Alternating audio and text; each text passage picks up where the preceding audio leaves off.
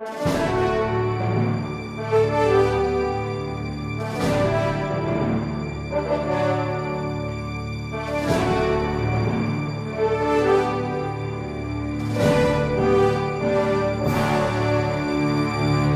Resposta Católica de hoje, gostaríamos de responder a pergunta de um dos nossos alunos que quer saber se é possível receber a comunhão numa igreja ortodoxa.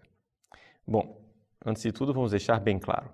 Igreja ortodoxa se entende uma igreja oriental que não está em comunhão plena com a Igreja Católica, ou seja, não está em comunhão com o Santo Padre o Papa, o Bispo de Roma. Porque, é evidente, existem católicos orientais. E esses católicos orientais que celebram a Santa Missa da mesma forma que os orientais celebram, nestes, nós estamos em casa e podemos comungar tranquilamente. Então, aqui, antes de nós respondermos, precisamos ter bem clara essa diferença.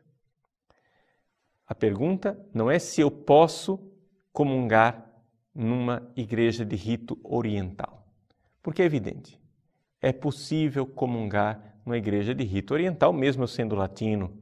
Por quê? Porque é a minha igreja, é a Igreja Católica, eles estão em comunhão com o Papa. Nós estamos falando de uma outra coisa. Estamos falando das dioceses, das igrejas ortodoxas que não estão em comunhão com o Papa. Pois bem, é possível comungar nessas igrejas? O Código de Direito Canônico nos dá uma resposta muito clara no cânon 844. E diz o seguinte, que só é possível para um católico receber a comunhão nestas igrejas onde existe validamente o sacerdócio e, portanto, a Eucaristia validamente consagrada, no caso de ser impossível, física ou moralmente, o acesso do católico a um ministro católico. Vou ler o cânon para deixar mais claro ainda.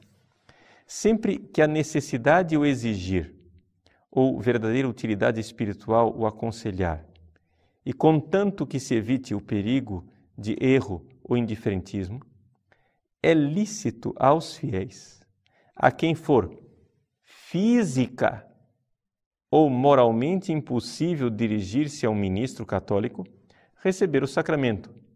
Vejam, não só da comunhão, mas da penitência, da Eucaristia e da unção dos enfermos de ministros não católicos em cuja igreja os ditos sacramentos existem validamente.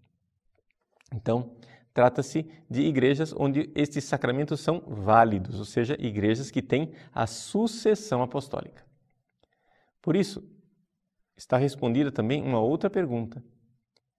É possível receber a comunhão em igrejas protestantes evangélicas? A resposta é muito clara.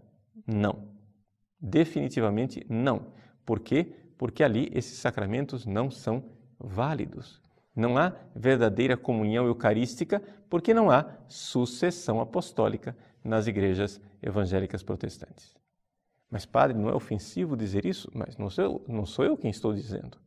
Os próprios evangélicos dizem isso. Eles não creem que seja transmitido de geração em geração, de um bispo para o outro, um poder para se consagrar à Eucaristia. Para os protestantes, qualquer pessoa pode celebrar a ceia do Senhor, porque a ceia para eles é simplesmente um símbolo. Para nós católicos a coisa é bem diferente. E para os ortodoxos também. Ou seja, nesse sentido, nós católicos e as igrejas ortodoxas temos a mesma fé. Nós cremos realmente que a Eucaristia, a missa, a Santa Missa, tem a presença real de nosso Senhor Jesus Cristo. E que isso só é possível pela ação de um sacerdote validamente ordenado por um bispo que tem a sucessão apostólica. Pronto. Esta é a resposta da pergunta que foi feita pelo nosso aluno. Mas nós poderíamos expandir mais e explicar o cânon 844 por inteiro. O cânon também se dedica a responder o caso contrário, ou seja, não somente o fato de católicos poderem receber a comunhão nas igrejas ortodoxas ou igrejas onde o sacramento seja válido. Para esses católicos, só é possível em caso de impossibilidade física ou moral. Ou seja, impossibilidade moral quer dizer o seguinte: eu não posso ir lá porque senão me prendem. Fisicamente eu posso ir, mas eu não posso ir naquela igreja católica porque senão os olheiros do partido vão me colocar na cadeia. Então é moralmente impossível. Então nesse caso é possível receber a comunhão nessas outras igrejas, desde que não haja escândalo. Pois bem, e no caso contrário? Quando é que um ministro católico pode administrar o sacramento para pessoas que não são católicas? Bom, o parágrafo 3º do cânon 844 diz com toda clareza que para os fiéis das igrejas orientais, ortodoxas, que não estão em comunhão com Roma, e para fiéis de outras igrejas que manifestem a mesma fé e que tenham as mesmas condições das igrejas orientais, e desde que isso seja reconhecido pela Sé Apostólica, como por exemplo os veterocatólicos, né? Eles têm de fato os sacramentos válidos, como os ortodoxos. Pois bem, nestes casos, mas somente nos casos de pessoas assim, a igreja pode administrar os sacramentos para estes fiéis que pedirem livremente. Então, o cânon diz assim: se eles o pedirem espontaneamente e estiverem devidamente preparados. Então, é possível abrir as portas para eles se eles vierem pedir. Mas é necessário que sejam igrejas nestas condições. Quanto às igrejas protestantes evangélicas, o parágrafo 4 nos diz uma outra coisa.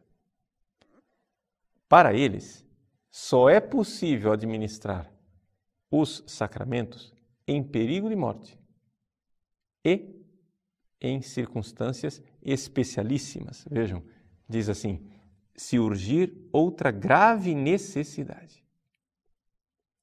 Não somente isto, mas é necessário também que eles manifestem que têm fé católica a esse respeito. Então, no caso de um protestante, para que um protestante receba os sacramentos no perigo de morte, é necessário que ele, de alguma forma, manifeste que crê no poder daqueles sacramentos, coisa que, de alguma forma, faria com que ele deixasse de ser protestante, porque os protestantes não têm esta fé nos sacramentos como nós, católicos, temos.